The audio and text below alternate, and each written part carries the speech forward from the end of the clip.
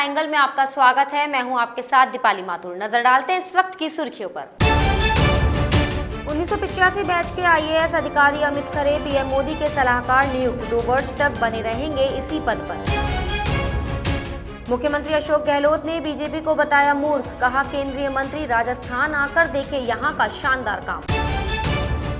भाजपा प्रदेश अध्यक्ष सतीश पूनिया ने बिजली संकट पर प्रदेश सरकार पर साधा निशाना, कहा सरकार के कुप्रबंधन के कारण हुई समस्या।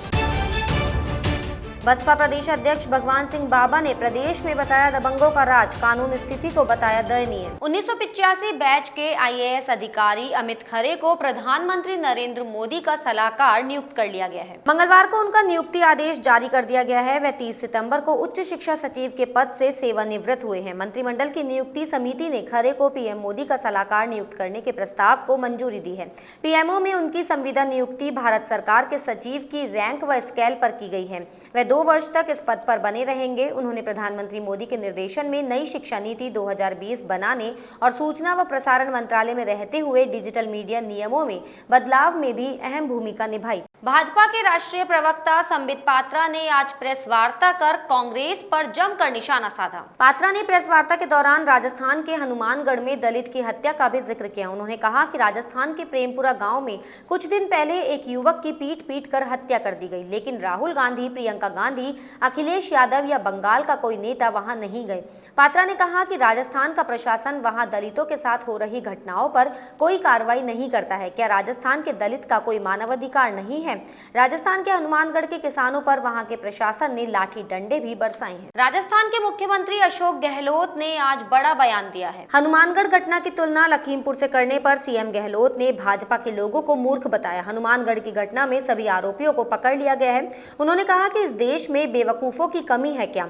अमित शाह और अन्य भाजपा के नेताओं को राजस्थान में आकर देखना चाहिए कि यहाँ कितना शानदार काम हो रहा है। मुख्यमंत्री ने कहा कि कोरोना काल में भी यहाँ पर बहुत अच्छा काम हुआ है। ये बेवकूफ़ लोग हैं। कोई बेवकूफ़ों की कमी है क्या देश के अंदर? ये बेवकूफ़ लोग बीजेपी वाले बेवकूफ़ी कर रहे हैं। बीजेपी वाले बेवकूफ़ी कर रहे हैं देश के अंदर भी और प्रदेश के अंदर भी, बिना मतलब कंपेयर करते हैं। बार बार कहते हैं प्रियंका गांधी जी को, राहुल गांधी को राजस्थान में क्यों नहीं आना चाहिए? राजस्थान में सरकार हमारी है। आप राजनाथ सिंह जी को कहो, आप अमित शाह जी को कहो, वो आके देखें यहाँ पर, वो गृह मंत्री हैं।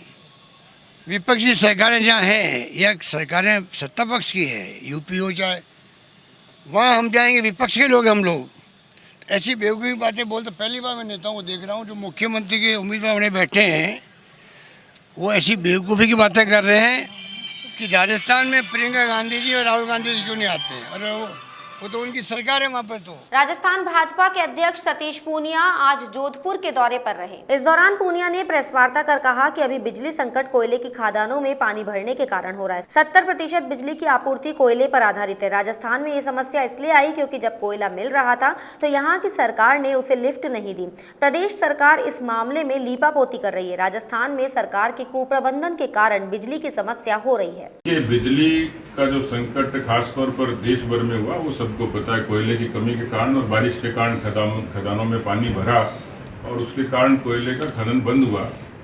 ये बात सही है कि 70% जो बिजली की जो हमारी आपूर्ति है वो कोयले पर आधारित जो थर्मल प्लांट्स हैं उस पर होती है। राजस्थान में इसलिए हुई कि जब कोयला मिल रहा था तब राजस्थान की सरकार ने कोयले को लिफ्ट नहीं किया। यदि वो समय से पहले, कई बार होता है ना कि आज ये चीज़ लानी क्यों है, क्योंकि अपने पास तो पहले से रखी है। उस समय बिजली बराबर चल रही थी, डिमांड कम थी और इसलिए, लेकिन कोई दूरदर्शी सरकार होती तो कोयले को लिफ्ट कर लेती और अपने यहाँ पे हमारे जो 6 थर्मल प्लांट है वो बंद नहीं होते।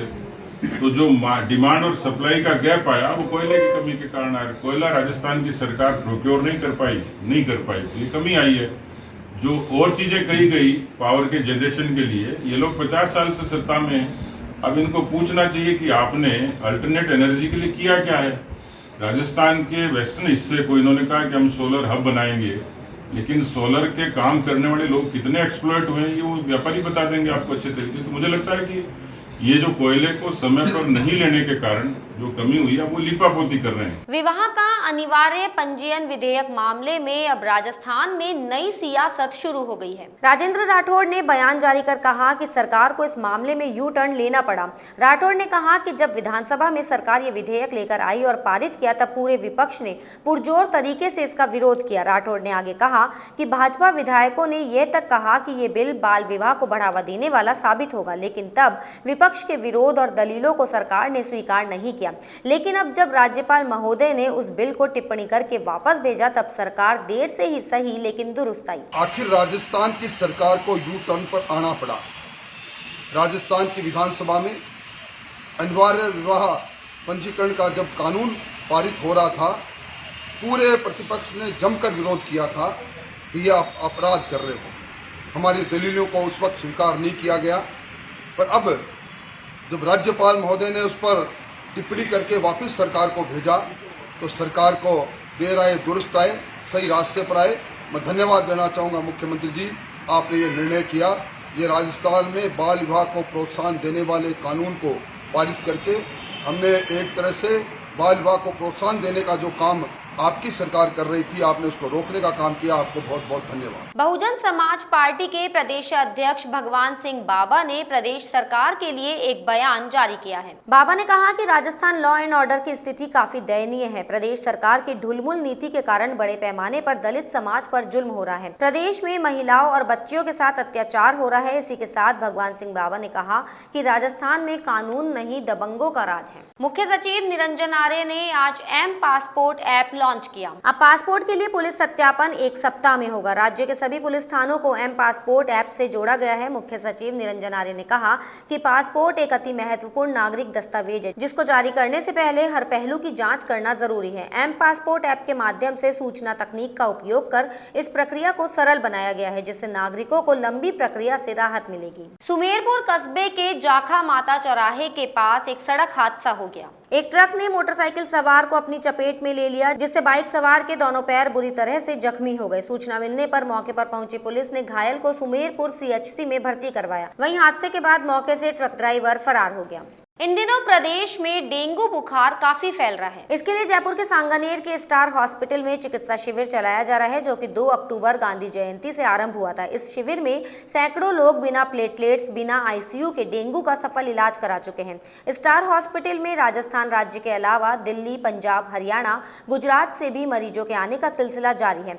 अस्पताल के डायरेक्टर राकेश केदावत ने बताया कि डॉक्टर्स की टीमें यहाँ पर मरीजों की पूरी तरह से मॉनिटरिंग कर रही है। अस्पताल में डेंगू चिकित्सा शिविर के दौरान गरीब, विकलांग, विधवा, बीपीएल परिवारों के लिए निःशुल्क चिकित्सा परामर्श और भर्ती की सुविधा है।